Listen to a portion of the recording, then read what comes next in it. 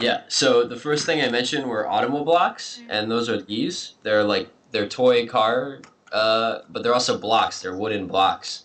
And this is a polycarbonate shell, I believe, so it's really nice material. And the wood, I think, is birch or beech wood, but it's also really nice. And they come apart into a few pieces, so you can take the wheels off, and the front of the car, the back of the car. And all of these cars are new designs, so we didn't model these off anything. And you can take, the back of this one, and you could custom make a type of car. The toy companies like things that are inventions or things, new technology that they can patent and apply in a bunch of different products. So 5 years ago, I came up with a way of shooting a ball, and this is a handheld version of it.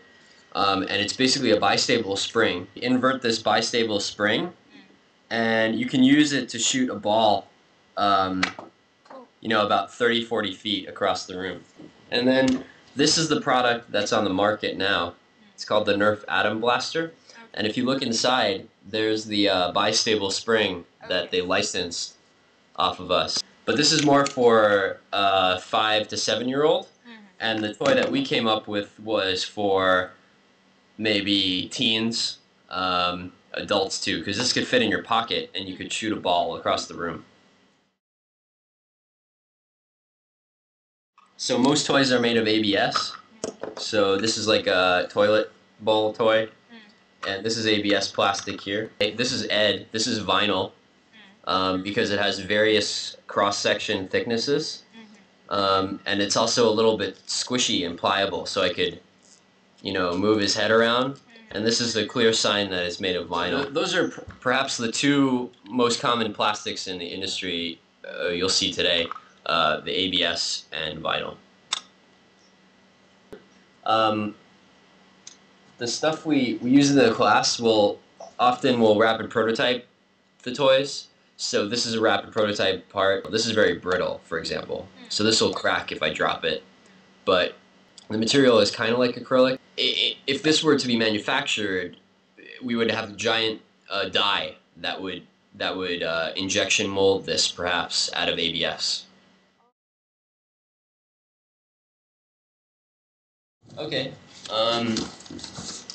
So I'm gonna kind of walk you through a little bit of what they do in the class.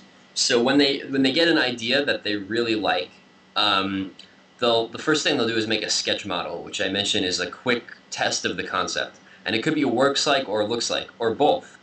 And so one of the ideas many years ago was a static shock gun. So it was a gun that builds up static charge, and you could point it at somebody and shock them.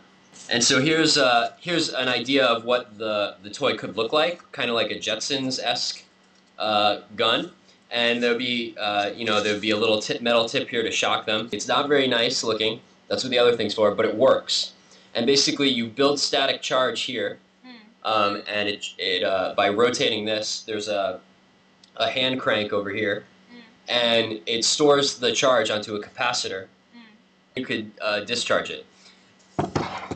And kind of it's starting to look like a prototype, and it works. So it combines a little bit of the looks like and the works like, and basically you build up charge here into this capacitor, and then you could discharge it by touching these metal rods here. So you could shock someone. So they would make perhaps rapid prototype case for this, similar to somebody's here, similar to the Penguins. And they would perhaps shrink down some of the components and make it look a little bit more like a product. This one did not go to the final round. This one was cut, so that's why I only have a model up to there. My lab is starting to get busy now, so I wonder, that might be a good place to stop. Okay, thank you. Yeah.